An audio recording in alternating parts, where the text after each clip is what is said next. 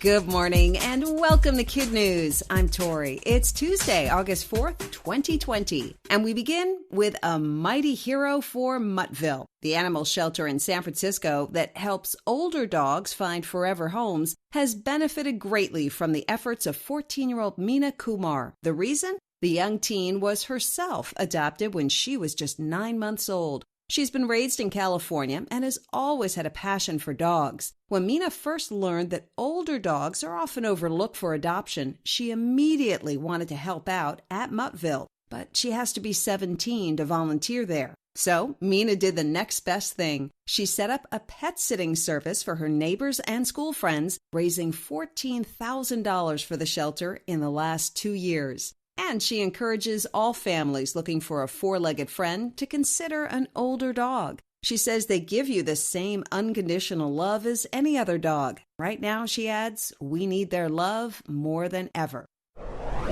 TikTok in the U.S. may get a new lease on life. A few days ago, the White House had said that the popular short-form video app would be banned in the U.S. because there's concern the Chinese owners were using it to basically spy on its 100 million American customers. Now, Microsoft says it may buy the platform. The tech giant says it would add world-class security, privacy, and digital safety protections, and aims to have the deal done by September 15th. So for now, talks of a ban are off, while talks of an American buyout continue.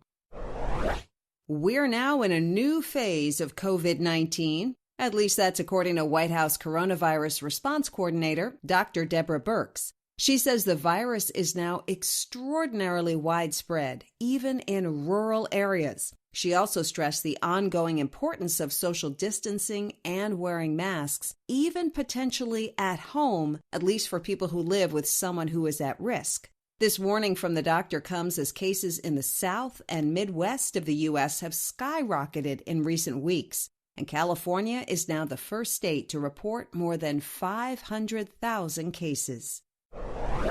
This was the week we were supposed to find out who would be standing by Joe Biden's side in his run for the White House. But apparently there's been a delay. According to sources close to the selection process, Mr. Biden is close to choosing a vice president, but isn't there yet. NBC News says he still has 5 women on his short list, is currently hosting interviews, and will likely push his highly anticipated announcement out as much as 2 weeks, or at least closer to the start of the Democratic National Convention in Milwaukee on August 17th. The Republican National Convention begins a couple days later. It's expected to be live streamed from Charlotte, North Carolina on the 21st. At their respective gatherings, Mr. Biden and President Trump will formally accept their party's nomination for the November election. First, you make music with them, and then you eat them for dinner. That's the strategy behind the Vegetable Orchestra in Vienna, Austria, a group established 22 years ago. The first instrument was a tomato, but admittedly, that was pretty messy. Now the group goes out to local farmers markets to find the best carrots, peppers, eggplants, onions, pumpkins, and other crudités that can be drilled, cut, sliced, and banged to make amazing music. And after each performance, the musicians would usually cook up the spare parts of their carved veggie instruments into a meal that is served to their audience. But since the orchestra can't do live performances right now, they recently reunited over Zoom to perform an original new song called Green Days, proving that even in a pandemic, vegetables aren't just good for your health, they're good for your ears as well. That's it for KidNuz. Now, the KidNuz quiz. What's the name of the animal shelter in California that helps older dogs find forever homes?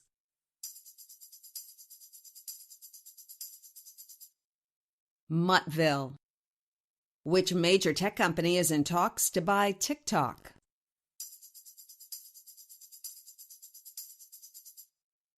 Microsoft. Why does Dr. Birx say we're in a new phase of COVID-19?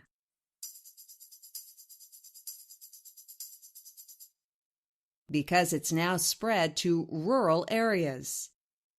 How many women are reportedly on Joe Biden's short list for vice president?